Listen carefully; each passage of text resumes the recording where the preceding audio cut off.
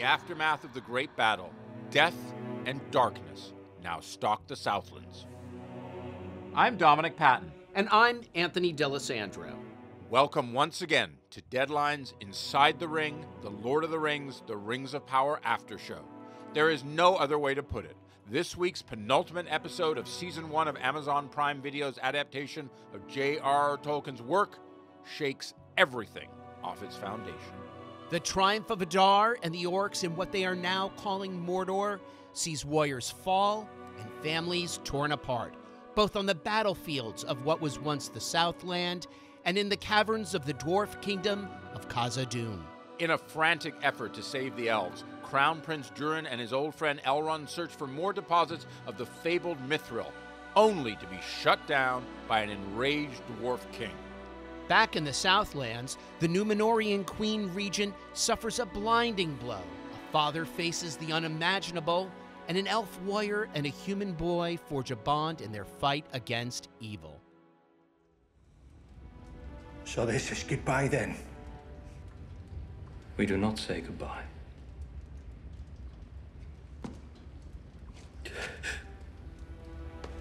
We say no more. Your chemistry is great.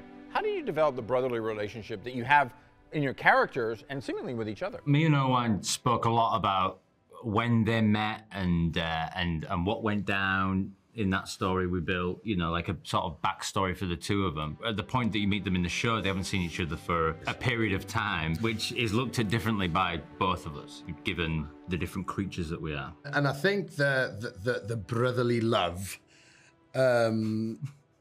came from us discussing the scenes, and we took a little trip down to Rotorua once as well. Yeah. Remember that, walking through the forest? Yes. At night. Yes, I do, yeah. Which was very Middle-earthy. We literally went on a journey together in the middle of the night. There was a guide that was... Well, first of all, we were supposed to wake up to watch the sunrise, weren't we? Oh, yeah, that was it. The whole purpose was to go into the trees at sunrise and watch the sunrise at the, you know, in the redwood trees and stuff. And yeah. We slept in, didn't we? Yeah, we both slept in. We stayed in this cabin on like the side of a mountain. And I can't remember who woke up first. It was me. Was it? Yeah. Yeah. And then we panicked. But like, I just feel like we did loads of stuff together, and I think we just naturally grew very close, didn't we? Yeah, cups of tea kept us together as well on the balcony. Yeah. The fate of the entire elven race is in your hands.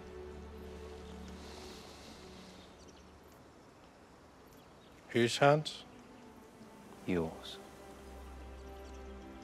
Elrond and Durin's relationship is further tested when the elf reveals to the dwarf prince why he really is trying to reignite this relationship. It's complicated because I've used my mind to think, okay, there's a landscape here to create something together, but the intention of why I'm really there, I feel like it's about Gil-galad kind of trusting that my nose will sniff something out, which sort of eventually it does. So there's a bit of misunderstanding going on, I think, certainly from Elrond's perspective anyway. What's interesting is that Durin does let it go. It's a huge thing, and it's also a testament and a nod to the brotherly love that they have for each other. It's unconditional, I think, and he'd do anything for him.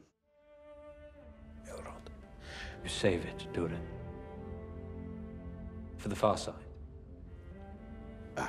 The two of you have this poignant scene as you tunnel into the mountain. Tell me about the evolution of your relationship. Well, they've just been through so much at that point, haven't they? You know, like the world is in a different place than when I first walked into Khazad-dûm, when we're in that tunnel. The stakes are a lot higher, there's real danger. There's an ominous feeling about being in there, isn't there? And you just have to throw ceremony to the wind and just kind of go for it. That's it. And I think that's what Durin sees and is immediately empathetic with Elrond and therefore the elven race. The fact that he's already gone against his father makes him emotionally quite vulnerable, and the thought of not possibly ever seeing Elrond again, he just can't do it. It's actually very human and shows the size of his heart, I guess, and the depth of our friendship. And in terms of actually shooting, every scene that me and Owain ever shot together was like 3 or 4 days to shoot it, because there were so many scale elements, and it was a real test of stamina whenever there was a scene going on. Yeah, technically. Yeah. Difficult. And that was one of those unique scenes where, you know, sometimes they would always try and, as much as they could, to have me and Owain talking together, looking at each other. Yeah. You know, there was a real focus by the scale team on making sure that we could actually do the scene in some way. And only in moments did you have to sort of go into a green screen room or a second set that was built to create some kind of CGI, or, you know, like... And that was usually for the wide shots, wasn't it? Yeah, exactly. So, and that was one in particular. It was like Twister, wasn't it? Yeah, it was. There was like all different marks along the floor, and I could use Owain for part of it. But sometimes it was a dot and then a tennis ball, and then someone was moving the tennis ball. Like it was a real test. It really was. And then there was one point where you were on the stool and you were wheeling on the stool. It was there was a lot of very intense scale elements to the scene. But I think that one thing that I can definitely say about that I feel so lucky for is that whenever I got to look at Owain and just work with Owain, or should I say Durin, because this is not Durin, it always made everything so much easier, because what Owain brings is like phenomenal, and all you have to do is just kind of be there, and all of that is secondary, really. Father, it's more than we ever imagined. King Durin, there is Enough! The friendship is further tested when Durin is stripped of his title by his father. And King Durin makes it very clear that his desire to help the elves is over. He seals up the cavern, which essentially condemns them, the whole race, to a death sentence. How does it affect the friendship? And what do you think it means in terms of how we're going to pivot here in the series? It's a huge, huge failure. I mean, I think that the relationships between elves and dwarves in this age is quite an interesting relationship, where it's quite a prosperous time and the relationships are quite strong. But it's always very fragile. Even at its best, there's a fragility between the relationships, and that goes right back to the Silmarillion, to when elves and dwarves were first created. So. You know, it's an epic failure for Elrond, because what he wants so much is to bring the two peoples together, bring this relationship together and work on something together. And so when I'm ejected and fail, it's devastating for him. Beyond the emotional detachment from him, it's also, you know, what I may have done for future relationships. Since there was this big event at the end of 6, it created a very special look to episode 7 as well, because it was a world covered in ashes. It was like this orange color, and the orcs obviously had prepared, have turned the Southlands into Mordor in order to be able to live there and not being burned by the sun anymore.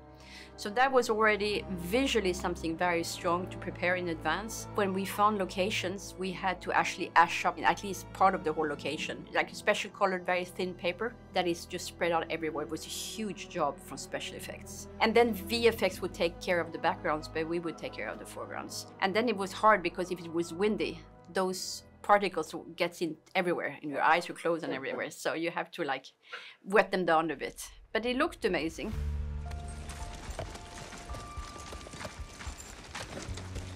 How much further until we're clear of this smoke?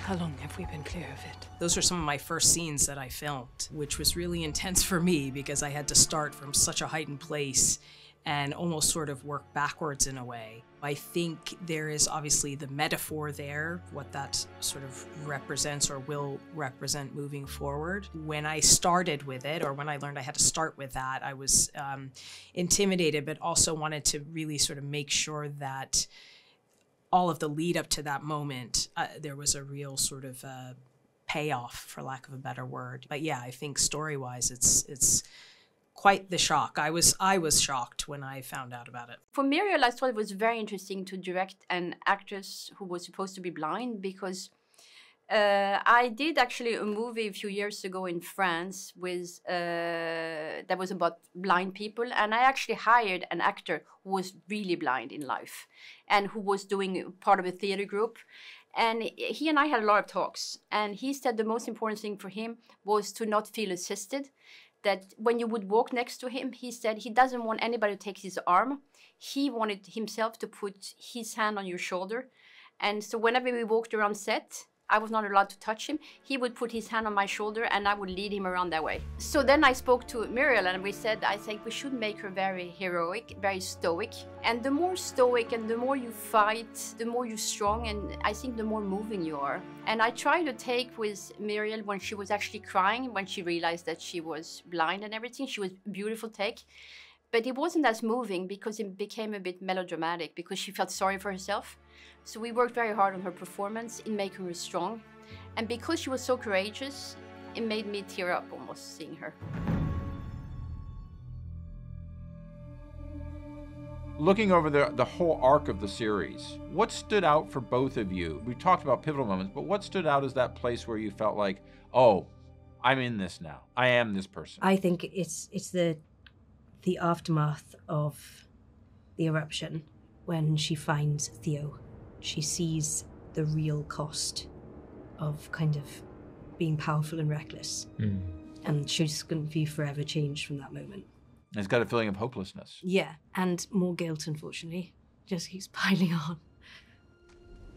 They're dead, aren't they?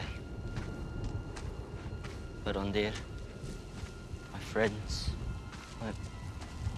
my mother, everyone. Theo, he's lost so much in that moment. I think all he knows is that village. All he knows is, you know, the comfort of having people around him all the time, and to think that all those people are gone, and, you know, his home where he grew up, where he used to go play, where he used to, you know, learn how to farm and learn how to do this and that, it's all gone. And I think he's coming to terms with that. You know, when you have nothing, there's nothing to latch onto. Have you ever lost someone close? My brother, Finrod.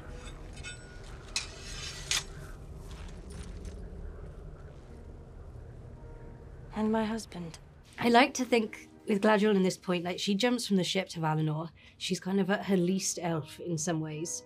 And part of what I love about the elves is that they love to be merry and sing and dance and laugh and beauty. And she's been so separated from that. And I kind of, what is that saying where, like, if you're separated from nature, you can't, like, be artistic or kind of be creative. And I think she's kind of experiencing that. And then she meets this boy who's kind of not been tainted by the horrors of the world, even though he has been through a lot, but he's still got this innocence about him, which she has lost. And she reminisces about her husband and how they met, and that the circumstances of that were joyful. And Tyro's very funny in it, where she says she met him when she was dancing, and he's like, dancing? He's not Australian. Don't know why I did that. Dancing. Sorry. Yeah, and that was really nice. And it was a really big moment for her to remember who she was. She's a long way from who she was meant to be. And for you, though, in playing that, you know, we see that other side. Yeah. It's so much a part of what we see over the series is there's elements of these characters you don't expect, and suddenly there's this shard of who they are. Doing that, playing that, finding that instance, to talk about her and joy seems almost an oxymoron in this series up until that point. Yeah. And I think Theo's a really brilliant character, and I think it's also the magic of children. He says what he sees. He's not doing anything for any sort of aim, and that's kind of disarming to her in the best way. And it was really exciting when we got that, because I didn't know that we'd be talking about Celeborn. Yeah. So that was a big moment. Yeah. Of that, every soldier must be mindful. Even I. Even you. Why soldier, then? We see in his eyes him looking into the future somewhat through her, and we see through her looking at the future through him and seeing hope. When you play that scene, what is the dynamic like for you two as actors? Well, working with Morfydd was amazing. She is incredible. But I think we never really talked about our scenes much. I think we did it, and I think we sort of felt, you know, I think a lot of it was actually feeling, you know, the character, because I think it's so deep and dark that there are not many people in the world that can relate to something like that. With our imagination and creativity, we had to sort of come together to try and relate to something that is so unimaginable or unrelatable. Numenor will return. Then the elves will be ready. Captain, we sail with the tide. Captain!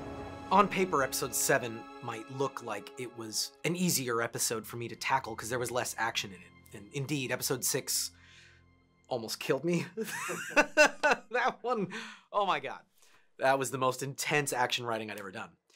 So I came to episode 7 thinking, okay, there's less action. I can, maybe this will be a little easier. But in fact, it wasn't. It was actually a much more nuanced, challenging experience because in many ways, themes that have been heard in other contexts all had to come together in episode 7 and really maximize that feeling of loss, longing, this heartfelt feeling of wanting closure and not getting it. When I look back on that episode and think about Elendil, there's a theme that is shared amongst him and his family. I think you can even hear it in the 3rd episode when we meet them and we see Isildur looking off to the western shores and he feels, again, a longing. And we hear this melody. I think of that whole family in a tragic sense, really in a Shakespearean sense. But in episode 7, it's the first time that we see Elendil deal with that kind of loss, a staggering loss for any parent to endure. There's a misdirect where he's looking through the ash and he sees a young man with the horse. It could be his son. And I'm using his theme in a way to build up some hope. And then when we reveal that it's not, there's a chord that lands and just sours it. To me, that kind of very delicate balancing act, it's so much harder than just scoring action or just scoring an epic landscape. It's almost like blowing a bubble. Like, it's so fragile. I feel like it would burst. Just one note in the wrong place. And that was really rewarding. And I remember that scene in particular. I was weeping when I was writing that. And I didn't even realize it. I was going over the scene and I was playing the theme. Then I was like, what's wrong with my face? What's wrong with my eyes? And then I realized I was having this intense emotional reaction to the footage and to the story. And you know, with any luck, I wrote music that will translate what I was feeling to the audience watching.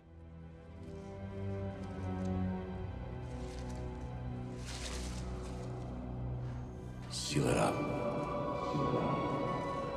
There's a moment when King Durin takes the leaf from Linden, tosses it into a mine, it flutters all the way down and catches on fire, and out comes a Balrog.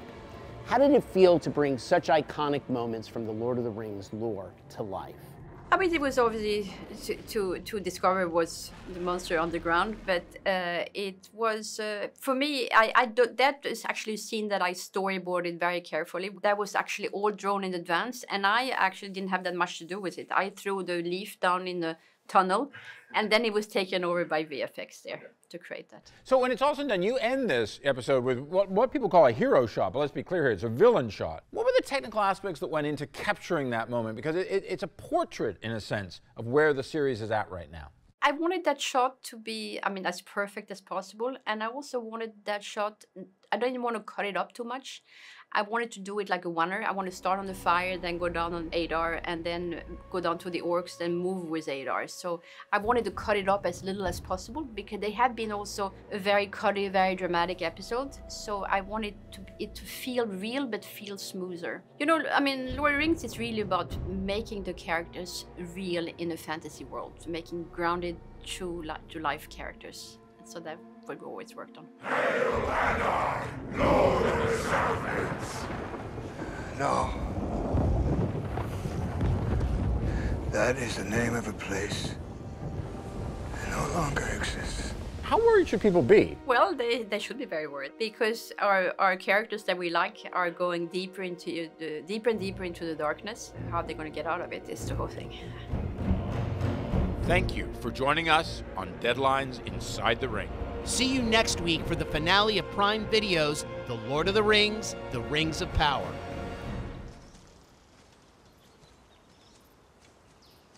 It's a pleasure to be sat next to him. There's never a dull moment. Actually, do you know what? Sat next to you here, it reminds me of, we used to go on little adventures in a car, and the car had heated seats. Oh yeah. So we'd be driving. We had a game where we'd press each other's heated seats And it's boiling in New Zealand. Yeah, it's really hard. Absolutely boiling, and one of us is just like, "Oh, what's that?" It's like it's hot in here. But you were good. You were sneaky. I was very sneaky. Yeah. You sort of like, as he turned the steering wheel, he just, you know, what's over there?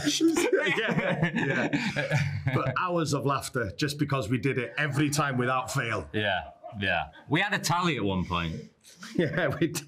There's no doubt I was the winner. Oh, right. Okay. Yeah. Well, you were the hottest. Let me tell you that. Whoa! Oh my God! I see the See you later. We have to try everything. Drink. I'll be keeping this for later. I don't care about the show. I just want a good blooper reel. I want to learn science. You guys are going to make me look like I'm in the show, right? You're going to put in the effects. Replace the green. I don't want to look like an asshole here. Sorry.